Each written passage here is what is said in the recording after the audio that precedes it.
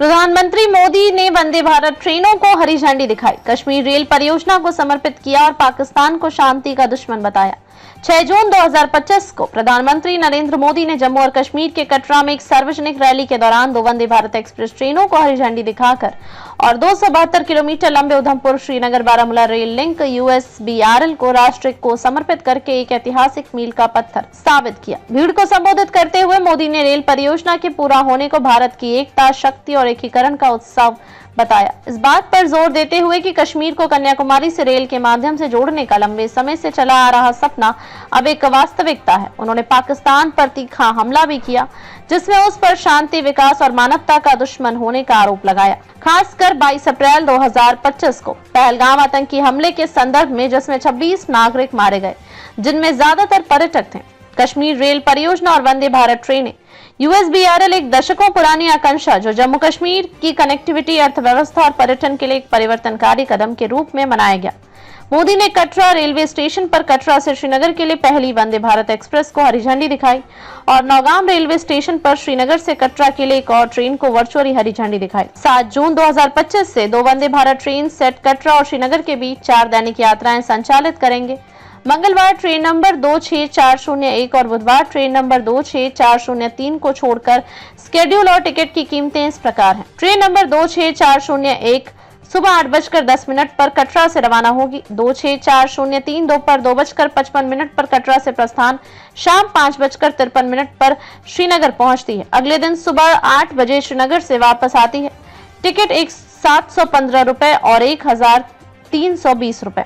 मोदी ने चिनाब ब्रिज जैसी प्रतिष्ठित संरचनाओं को भी समर्पित किया, जिसे एफएल टावर से भी ऊंचा और भविष्य का पर्यटक आकर्षण का केंद्र बताया गया है, और अंजी ब्रिज और विषम परिस्थितियों में निर्माण में इंजीनियरों की तन्यकता की प्रशंसा की।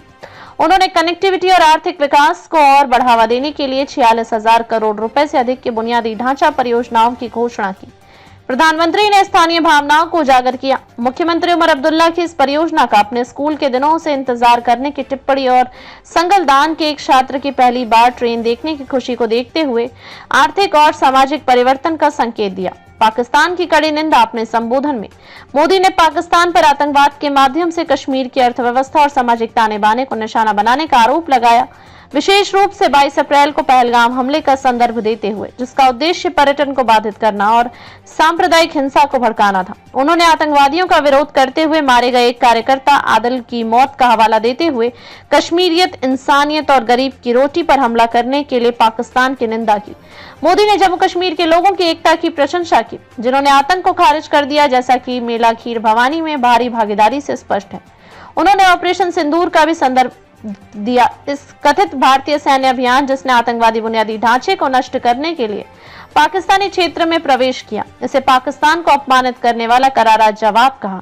मोदी ने पूंछ जैसे सीमावर्ती क्षेत्रों में पाकिस्तान द्वारा नागरिकों और धार्मिक स्थलों को निशाना बनाकर की गई कथित गोलाबारी को संबोधित किया और 2000 प्रभावित परिवारों के लिए वित्तीय सहायता की घोषणा की।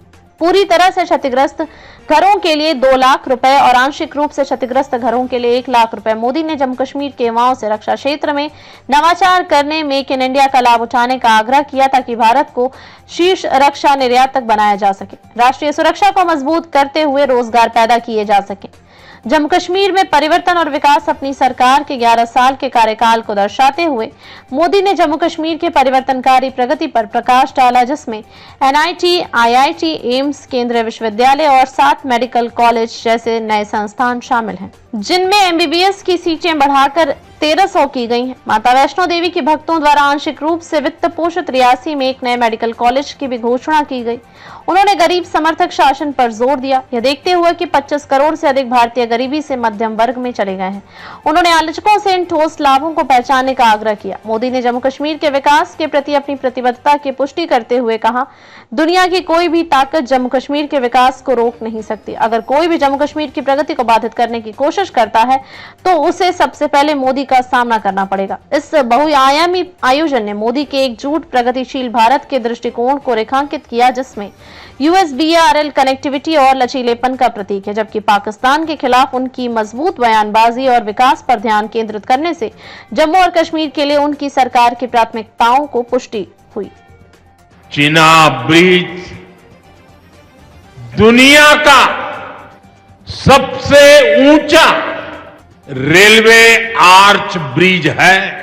लोग फ्रांस में, पेरिस में एफिल टावर देखने के लिए जाते हैं और ये ब्रिज एफिल टावर से भी बहुत ऊंचा है।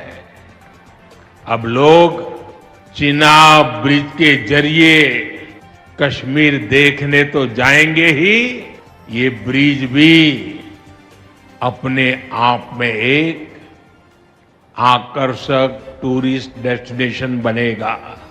सब लोग सेल्फी पॉइंट पर जाकर के सेल्फी निकालेंगे। एक और बिटिया ने बड़ी अच्छी बात कही। उस बिटिया ने कहा, अब मौसम तय नहीं करेगा कि रास्ते खुलेंगे या बंद रहेंगे। अब ये नई ट्रेन सेवा हर मौसम में लोगों की मदद करती रहेगी।